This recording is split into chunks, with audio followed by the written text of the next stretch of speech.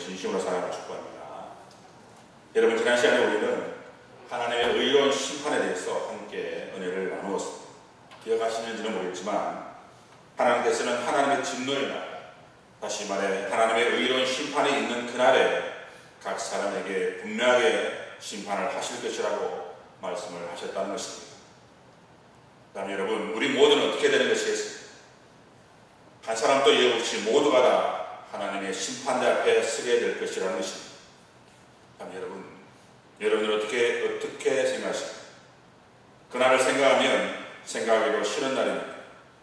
아니면 마라나타 주 예수여 어서 오시옵소서라고 외쳤던 초대교회 성도들처럼 그렇게 주님을 기다리는 그런 날인 것이겠습니다.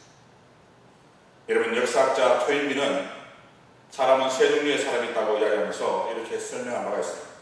우리 인생은 배를 타고 항해하는 것 같은데, 첫 번째 분류의 사람들은 배가 어디로 가는지 관심조차 없고 오로지 배 안에 먹을 것이 많으면 행복하고 먹을 것이 없으면 불행하다고 여기는 사람들이라는 겁니다.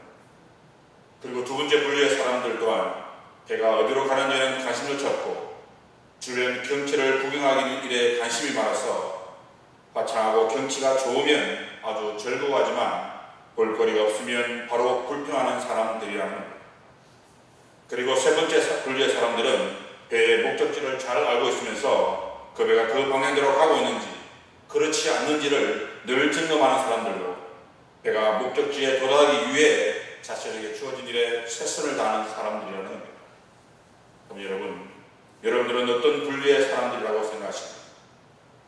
배가 어디로 가는지는 관심조차 없고 오직 먹고 마시는 것으로 행복을 느끼십니까? 아니면 주변 사람들의 눈치와 환경을 보며 나도 그렇게 살아야지 생각하고 그렇게 살지 못하고 있는 나를 보며 불평하고 있는 것은 아닙니다. 여러분, 우리 모두는 다 인생이라는 배를 타고 항해 중인 사람들입니다. 하지만 분명 목적지는 정해져 있다는 것입니다. 다시 말해 영원히 배를 타고 항해할 수만은 없다는 겁니다. 그런데 그 사실을 깨닫지 못하고 오직 먹고 마시는 일에만, 세상 사람들이 어떻게 살아가는지에만 관심을 가지고 우리도 마치 그렇게 살지 않으면 안 되는 것처럼 그렇게 살아간다면 우리는 과연 어떻게 되는 것이겠습니까? 우리는 결코 우리가 원하고 소원하는 종착지에 도착하지 못할 것이라는 겁니다. 그래서 성경은 이렇게 말씀합니다. 그 마지막에 종착지가 가까웠으니 지금은 자다가 깰 때라고 말합니다. 여러분, 로마서 13장 11절에서 14절까지 말씀을 보면 이렇게 기록되어 있습니다. 너희가 이 시기를 알거니와 자다가 깰 때가 벌써 되었으니 이는 이제 우리의 구원이 처음 믿을 때보다 가까웠습니다. 밤이 깊고 낮이 가까웠으니 그러므로 우리가 어둠의 일을 벗고 빛의 갑옷을 입자. 낮에와 같이 단정히 행하고 방탕하거나 술 취하지 말며 음란하거나 호색하지 말며 다투거나 시기하지 말고 오직 주 예수 그리스도의 옷 입고 정욕을 위하여 육체의 일을 도모하지 말라라고 말합니다. 그래서 여러분, 지금은 자다가 깰 때, 자다가 깰 때가 벌써 되었다라고 말씀합니다. 근데 여러분, 한 가지 놀라운 사실이 있습니다. 그것은 이 말씀 속에서 우리가 알 수 있는 것은 우리가 가는 그 끝이 종착지가 아니라 경유지라는 사실입니다. 왜냐하면 종착지라면 굳이 자다가 깨지 않아도 도착하기만 하면 언제 내리더라도 내리기만 하면 전혀 문제가 되지 않기 때문입니다. 하지만 성경은 그렇게 말씀하고 있지 않다는 것입니다. 지금은 자다가 깨어야 한다는 것입니다. 왜냐하면 그것은 지금 우리가 가는 곳이 종착지가 아니라 경유지이기 때문입니다. 그래서 깨지 않으면 영혼이 다른 방향으로 갈 수밖에 없기 때문입니다. 그래서 성경은 우리들에게 지금은 자다가 깰 때라고 그렇게 말씀하셨고, 그리고 만물의 마지막에 가까웠으니 그러므로 너희는 정신을 차리고 근신하여 기도하라고 말씀을 하셨던 것입니다. 그래서 여러분, 지금은 자다가 깰 때, 그러면 여러분 혹 지금 영적인 잠을 자고 있다면 여러분 이제는 깨어나야 할 때입니다.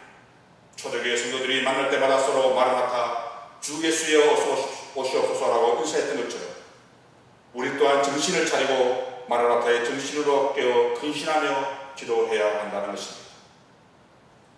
여러분, 로마서 2장은 계속적으로 하나님의 심판에 대해, 하나님의 진노에 대해 말씀해 주고 있는 말씀입니다. 여러분, 그 대상이 누구였습니까? 바울은 1장에서는 이방인이었고 2장에서는 유대인이라고 말씀하고 있습니다. 다시 말해서 유대인과 이방인을 비롯한 모든 인류가 다 하나님의 진노 아래 있음을 말씀하고 있는 것입니다. 그런데 그 말을 들은 유대인들은 어떻게 생각한다고 말씀하고 있습니다.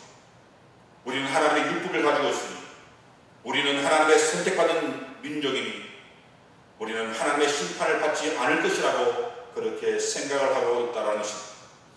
그런데 그런 그들에게 바울은 뭐라고 말씀하셨습니까? 아니다. 너희가 악한 죄인이라고, 개같은 존재들이라고 욕하고 손가락질하고 정죄하고 판단하는 저 이방인들이 한 추악한 짓들을 너희들도 똑같이 하고 있다라고 그렇게 말씀하였습니다. 여러분, 2장 1절 하반절 말씀에 보면 판단하는 내가 같은 일을 행함이라고 분명하게 말씀하고 있다는 것입니다. 다시 말해 그렇게 말하는 너희들도 똑같은 일을 했다라는 사실입니다. 여러분, 이 이야기를 들은 유대인들이 어떤 반응을 보였겠습니까? 아마 모르긴 몰라도 충격이 이만저만은 아니었을 것입니다. 왜냐하면 그 중에는 물론 대부분의 유대인들이겠지만 이렇게 생각하는 사람들도 있었을 것입니다. 나는 살인한 적이 없어. 나는 사기를 치지 않았고, 난 부모를 거역하지 않았고, 난 수근수근 거리지도 않았고, 아니 난 오히려 율법을 꼬박꼬박 지키려고 노력을 했고, 난 하나님의 말씀을 거역한 적이 없는 경건하고 깨끗한 사람이, 아니 적어도 난 그렇게 살려고 무진장 노력을 했어. 아마 이렇게 이야기했을지도 모른다는 겁니다.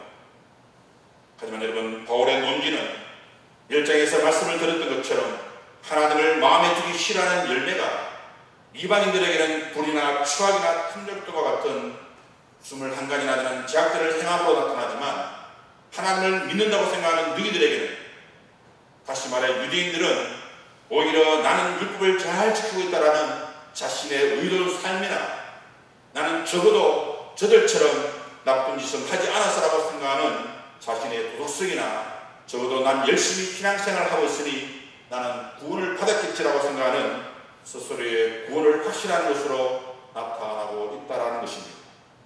다시 말해 자신의 의나 자신의 근거이나 그리고 자신을 근거로 삼아서 하나님을 컨트롤하려고 하는 것으로 나타난다는 것입니다.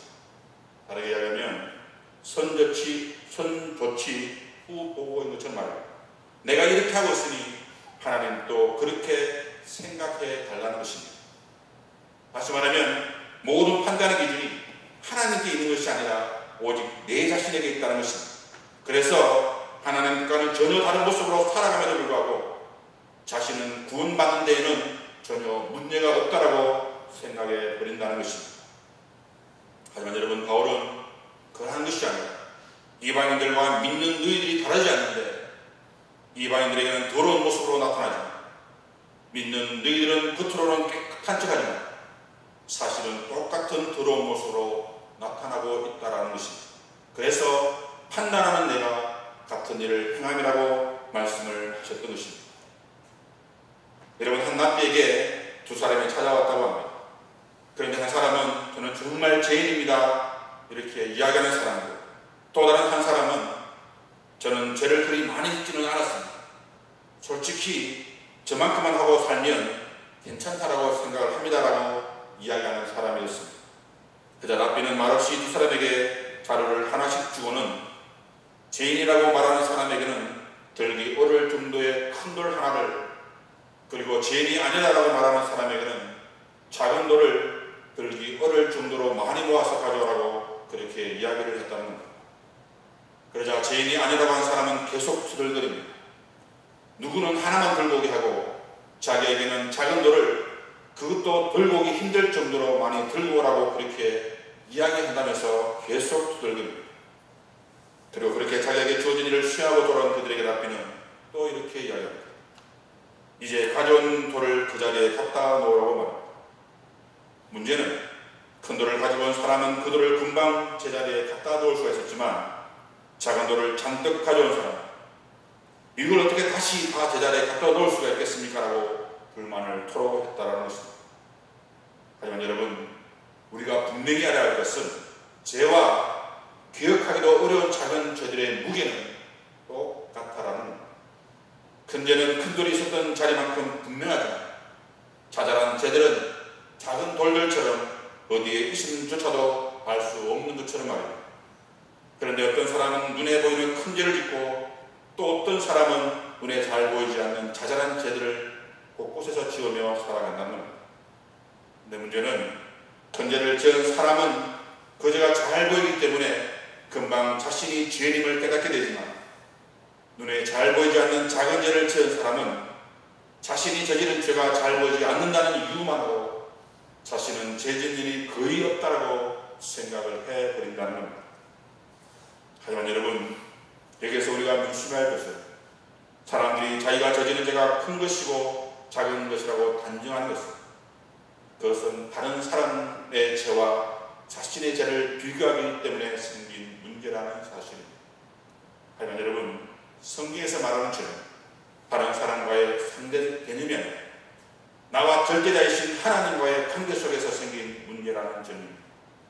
그래서 우리의 죄가 크고 작은 것이 있을 수 없으며 많이 지었고 적게 지은 것이 있을 수 없다는 것입니다. 여러분, 죄의 가장 근본적인 것은 하나님을 무시하고 그분과의 관계가 깨어지는 것에 있습니다. 그런데도 우리는 자꾸 남들과 자신을 비교만 하고 있다는 겁니다. 그러니 상대적으로 자신의 죄가 작게 보이며 잘 보이지 않게 되는 겁니다. 하지만 여러분, 죄의 본질은 오직 하나님의 관계 속에서만 존재합니다. 그래서 그 관계가 깨어지면 정서나 신체에 문제가 생기고 그러한 문제로 인해 사회적인 관계와 모든 영역에서 어긋나게 되는 것입니다. 그럼 여러분, 지금 우리가 어떤 모습으로 항해를 하고 있는지, 혹 좋아하는 것에 너무나 집중하다 마땅히 해야 할 일을 잊고 사는 것은 아닌지, 미련한 다섯천녀들처럼 졸고 있는 것은 아닌지 자신을 살피고 살펴서 점검하고 또 점검하는 그런 삶을 살아가야 하는 것입니다. 여러분, 유대인들에게 있어서 하나님의 율법이 주어졌다는 것은 단순히 남다른 종교적 긍정을 가졌다는 것 이상의 의미가 있음을 우리는 알아야 합니다. 왜냐하면 유대인들에게 있어서 율법의 소유 여부가 곧 그들의 정체성이며 옳고 그름의 문제이며 삶과 죽음의 문제가 되기 때문입니다. 그래서 유대인들은 율법의 소유 여부가 유대인들의 신분과 이방인의 신분을 구별하는 전형적인 방식이 되어버렸다는 겁니다. 다시 말해 유대인들은 율법에 속한 자들이었고 율법 안에 있는 자들이었으며 율법 아래에 있는 자들이지만 이방인들은 율법이 없는 자들이었고 언약 밖에 있는 자들이라고 생각하기 때문에 죄인으로 간주하였던 것입니다. 다시 말해 율법 없는 사람은 하나님을 하나님으로 볼 수 없는 자들로 그들은 구원을 받을 수 없는 자로 여겼던 것입니다. 그래서 그들이 구원을 얻기 위해서는 반드시 유대인의 신분으로 개종해야 하고 할례를 받아야 한다라고 그렇게 이야기를 하였던 것입니다.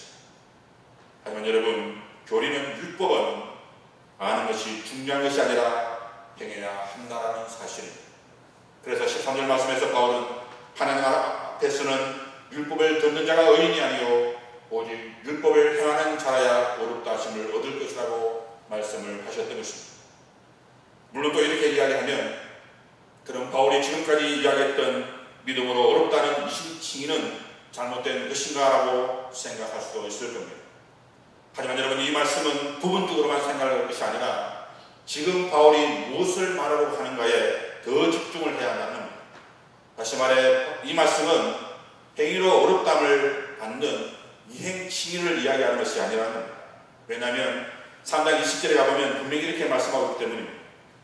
그러므로 율법의 행위로 그 앞에 어렵다 하심을 얻을 육체가 없나니라고 다시 말해 없다는 겁니다.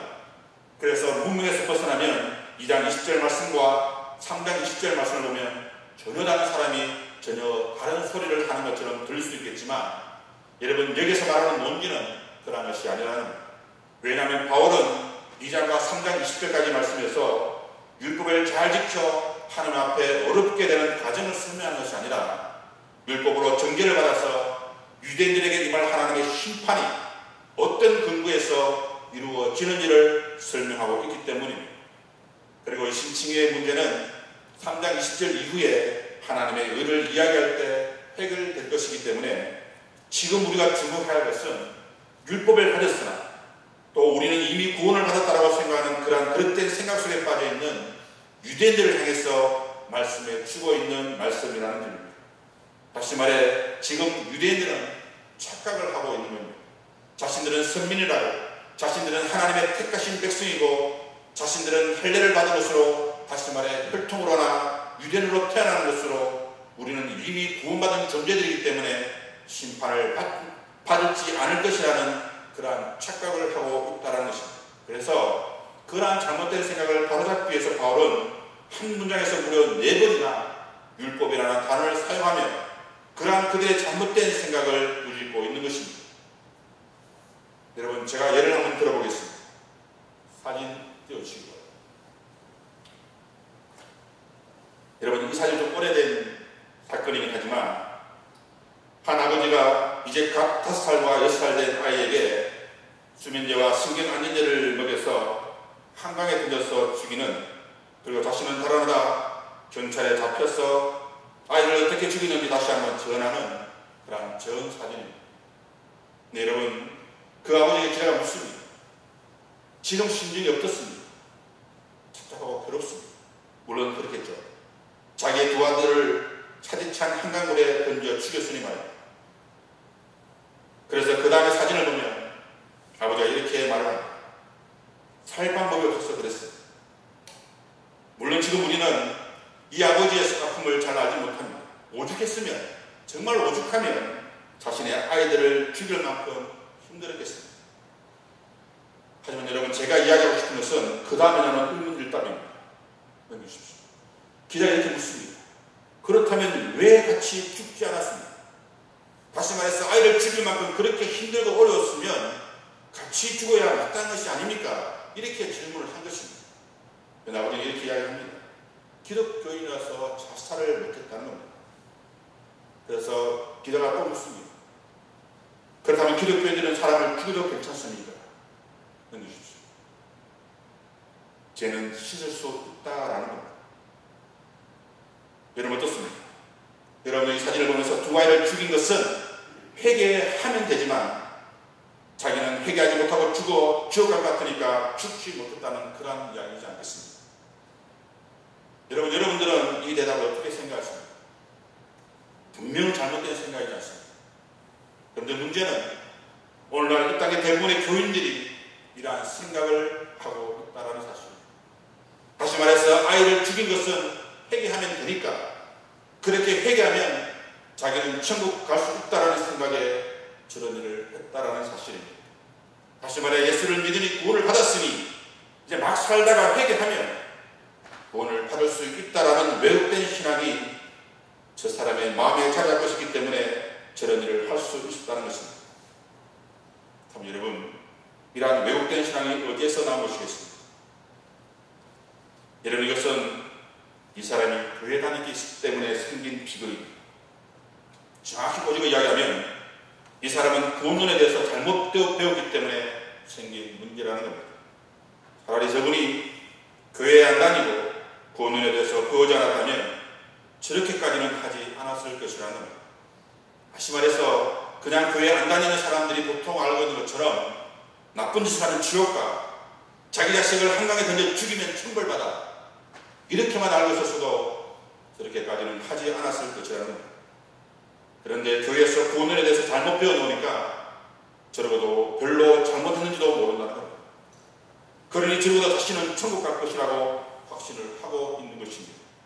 그리고 그렇게 죽인 자식들도 자신이 천국으로 보낸 것이라고 잘한 일이라고 그렇게 착각을 하고 있는 것입니다.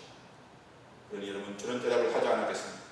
네, 여러분 콜로신학교의 김수현 교수님이 이런 이야기를 했습니다. 한국교회 교인들은 구원파의 구원론과 별 다르지 않다라고 말합니다. 다시 말해서 예수 믿기도 하고 예수 믿었다고 하기만 하면 그 후에 주는 모든 죄는 과거, 현재, 미래의 죄까지 다 사함받았다라고 생각을 해버린다는 겁니다. 네, 여러분 이것을 공식적으로만 알면 나는 이제 예수를 믿고 구원을 받았으니 무슨 짓을 해도 괜찮아. 난 교회 가서 회개하기만 하면 돼. 이런 식으로 생각하기만 하면 여러분 이것이 바로 구원파의 본능과 별 다르지 않다는 것입니다. 여러분 한때 전도연 주인의 밀양이라는 영화가 우리 기독교의 센세이션을 불러일으킨 적이 있었습니다. 그런데 거기에 보면 거기에 나오는 범죄자가 전도연에게 이렇게 이야기합니다. 나는 이미 하나님께 회개하고 용서를 받았으니 괜찮다라고 말합니다. 그래서 전도연은 자신은 용서한 적이 없는 누가 용서를 해주었다는 말이냐 하며 하나님을 믿고 그 사람을 용서해 주러 간 자리에서 완전히 다른 사람으로 바뀌어 버린다는 겁니다. 여러분 왜 예수님께서 마태복음 5장 23절에서 24절까지 말씀해서 그러므로 예물을 제단에 드리다가도 거기서 내 형제에게 원망들을 말할 일이 있는 것이 생각나거든 예물을 제단 앞에 두고 먼저 가서 형제와 화목하고 그 후에 와서 예물을 드리라고 이렇게 말씀을 하셨겠습니다. 그냥 교회 와서 회개하기만 하면 될 일을 말합니다. 왜냐하면 그것이 바로 진정한 예배자, 진정한 신앙인의 모습이기 때문입니다. 그런데 문제는 이처럼 잘못된 구원론을 가지게 됩니다. 그래도 천국 가는 것에는 별 문제가 없으니까 오히려 죄를 짓는 것도 하나님이 나를 용서하셨는데 뭐 이렇게 하는 식으로 뻔뻔해지기까지 한다는 것입니다. 다시 말해 죄를 짓고도 아무런 죄책감을 가지지 않는다는 겁니다. 심지어 죄를 짓고 난 후에 그것 때문에 괴로워하고 마음을 아파하면 옆에 있는 교인들이 이렇게 이야기합니다. 그건 믿음이 없어서 그래. 우리 주님께서 십자가의 모든 죄를 다 사해주셨는데 뭐 그리 힘들어하고 있어. 그런 모습은 믿음 없는 행동이라고 이제 그만 툭툭 틀고 일어나라고 이야기를 한다는 겁니다. 물론 우리의 과거, 현재, 미래의 모든 죄는 다 사함을 받았습니다. 여러분 이것은 결코 변함없는 진리. 왜냐하면 예수님께서 친히 십자가 지심으로 그 모든 문제를 해결해 주셨기 때문입니다. 하지만 여러분 그렇다고 해서 이것이 우리들의 면죄부가 되면 안 된다는 것입니다. 다시 말해 이게 되었다고 해서 우리 마음대로 계속해서 죄를 지어도 괜찮다는 것은 결코 아니라는 겁니다. 여러분 예수님의 십자가의 죽음이 하나님께서 우리를 지극히 사랑하셔서 당신의 하나뿐인 독생자를 죽기보다 싫은 십자가에 달려 돌아가게 하신 그 사랑이 이처럼 이러한 취급을 받을 만큼 그러한 값싼 죽음이겠습니다. 결코 그렇지 않다는 것입니다. 여러분 기독교의 구원론은 앞에서도 잠시 말씀을 드렸지만 오직 하나님과의 관계 속에서만 존재합니다. 다시 말해 포함되고 하는 삶입니다. 언제나 지금 나와 내 곁에 함께하는 그러한 하나님을 느껴지는 삶. 그것이 바로 진정한 의미에서의 구원론. 그런데 이러한 생각과 마음가짐을 갖지 않으면 아예 구원론을 배우지 아니하는 사람만 못하게 되는 겁니다. 그래서 오늘날 기독교인들이 가게를 하면서 기독교인이 직장 상사가 되어서 기독교인이 사업을 하면서 기독교인이 시어머니가 되어서 기독교인이 일생과 연애하면서 기독교인이 누구랑 어디서 밥을 사먹으면서 기독교인이 이런저런 삶의 모든 영역에서 오히려 세상 사람들보다 더 비도덕적이고 더 비윤리적이라고 손가락을 받는 것은 감옥에 가면 기독교인의 비율이 세상 사람들보다 훨씬 많다는 그런 소리를 듣는 것은 바로 이 구원론에서 엄청난 착각을 하고 있기 때문이라는 겁니다. 그래서 내가 한번 말씀을 드렸지만 장로가 되시는 분이 이쪽 교회에서는 요양병원을 한다라고 이야기해놓고 나중에 그 교회를 이단 교회에 팔아 이익을 챙기면서도 전혀 아무런 죄책감을 느끼지 못했던 것처럼 말입니다. 아니 어쩌면 그렇게 느껴졌다 할지라도 교회 가서 회개하기만 하면 천국 가는 데는 아무런 지장이 없다라고 생각을 하니 그렇게까지 한 것이 아니겠습니까? 여러분 만약 그렇지 않으면 어떻게 교회를 상대로 그렇게까지 할 수가 있는 것이겠습니까? 문제는 이분 말고도 장로님이 안수 집사님이 교회를 상대로 세상 사람들보다 훨씬 더 못한 방법으로 이익을 추구하는 사람들이 있다라는 사실입니다. 어느 목사님의 통해서 들었던 간증입니다. 그분은 미국에 가셔서 치료하시다가 그만 시간을 놓쳐 불법 치료자가 되었다고 합니다. 그런데 그 교회에서 장로님 한 분이 계셨는데 목사님의 가정이 불법 치료자라는 사실을 알고 그 가정이 하고 있는 가게에 가서 이 가게를 자신에게 넘겨주지 않으면 신고하겠다고 협박을 해서 결국 그 가게를 빼앗아갔다라는 겁니다. 여러분, 어떻게 그럴 수가 있는 것이겠습니까? 이 모든 것이 바로 잘못된 구원론에서 비롯된 슬픈 이야기라는 겁니다. 하지만 여러분, 하나님은 결코 그러한 하나님이 아니십니다. 지금 저희들이 새벽 시간에 모세오경에 대해서 계속적으로 말씀을 전하고 있는데, 지금은 밀수기를 하지만 지금까지 오면서 하나님께서는 결코 죄에 대해서 용서하시는 분이 아니신 것을 우리는 분명하게 알 수가 있었습니다. 그런데 오늘 말씀에서도 마찬가지입니다. 바울은 특히 믿는다고, 아니 너무나 잘 믿고 잘 지키고 있다고 생각하는 저 유대인들을 향해 너희들도 이방인들과 똑같다라고 말합니다. 그러니 착각하지 말라는 겁니다. 왜냐하면 교리는 율법은 결코 듣는 것으로 끝나는 것이 아니라 행하는데 그 목적이 있기 때문입니다. 그래서 13절 말씀에서 말씀드렸던 것처럼 하나님 앞에서 율법을 듣는 자가 의인이 아니요 오직 율법을 행하는 자라야 의롭다 하심을 얻는다라고 말씀을 하셨던 것입니다.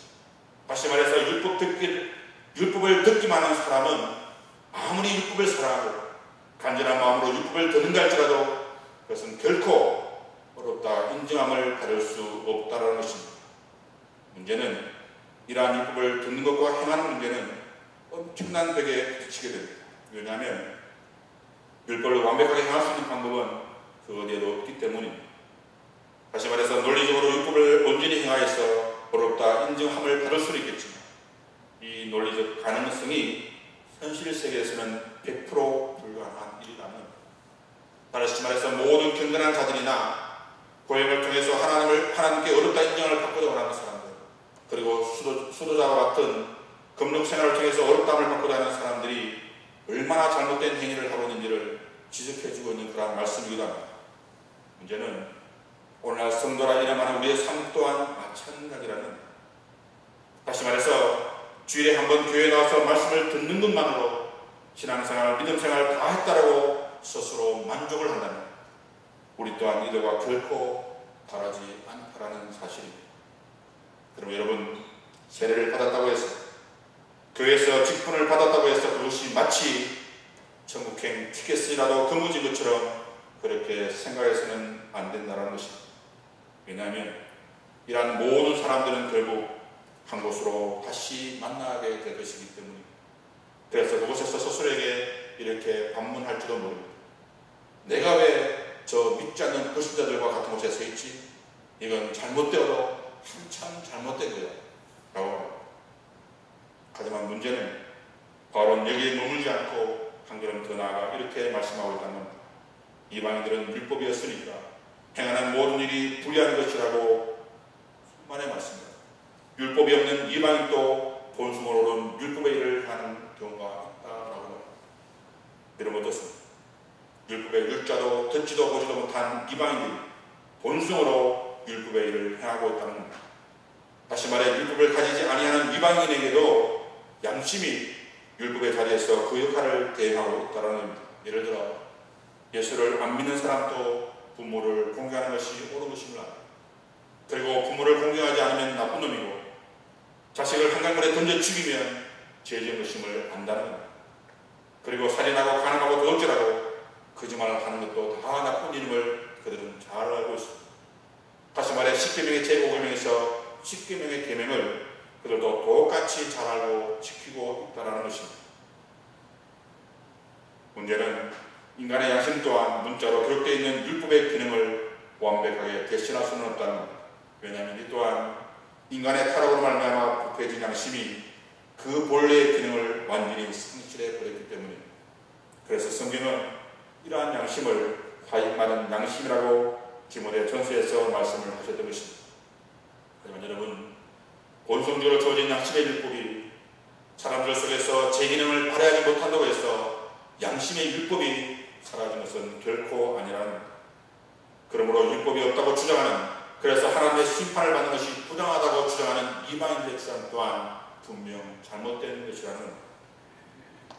사랑하는 여러분, 조금은 어려울 수 있겠지만 오늘의 논리는 정말 간단합니다. 중요한 것은 율법을 가졌느냐 안 가느냐가 그 가진 법을 제대로 지키느냐 안 지키느냐에 달려있다는 것입니다. 다시 말해서 믿음을 가졌느냐 안 가졌느냐가 중요한 것이 아니라 믿음대로 사느냐 그렇지 않느냐에 달려있는 겁니다. 다시 말해 우리가 하나님의 심판대에 섰을 때 율법을 가지고 있으면서 범죄한 사람이나 율법이 없이 범죄한 사람이나 똑같은 범죄자라는 겁니다. 문제는 율법으로 따라서 하나님 앞에 설 수 있는 사람들은 아무도 없다라는 사실입니다. 왜냐하면 하나님 앞에서 나는 찍을 만큼도 죄를 짓지 않았다라고 나설 수 있는 사람이 그 어디에도 없기 때문입니다. 여러분, 이것으로 끝인 것이 결코 그렇지 않다는 겁니다. 그래서 하나님께서는 우리들에게 선물로 주셨습니다. 무엇을 말합니까? 하나님이 세상을 이처럼 사랑하사 독생자를 주셨습니다. 이는 그를 믿는 자마다 멸망치 않고 영생을 얻게 하려 하십니다. 그리고 갈라디아 4장 말씀에서도 때가 참에 하나님이 그 아들을 보내사 여자에게서 나게 하시고 율법 아래에 나게 하셨다라고 말합니다.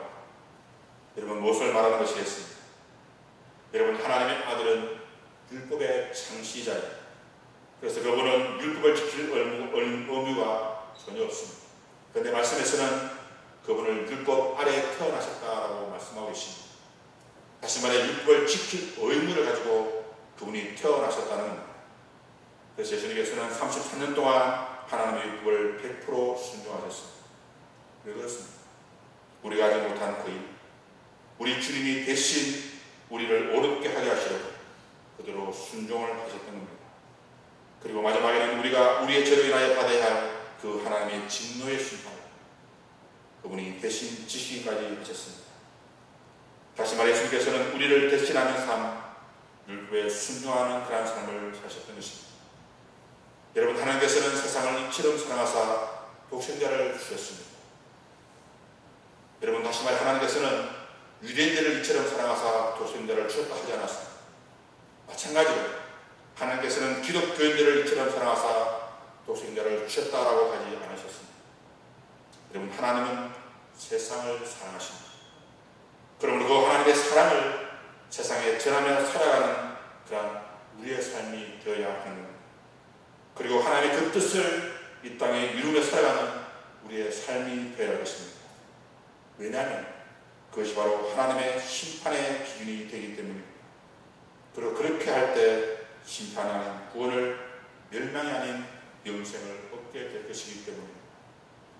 그러면 여러분, 하나님 앞에서 율법을 듣는 것으로, 말씀을 듣는 것으로, 예배를 하는 것으로 그렇게 만족하는 삶이 아니라 오직 그리스도의 율법을 행함으로, 그리스도의 말씀을 전함으로, 복음을 이 세상에 전하는 영혼들에게 선포함으로 하나님께 어렵다함을 얻는 그런 여러분의 모든 삶들이 다 되어지길 주님 이름으로 축원해 드립니다. 기도하시겠습니다.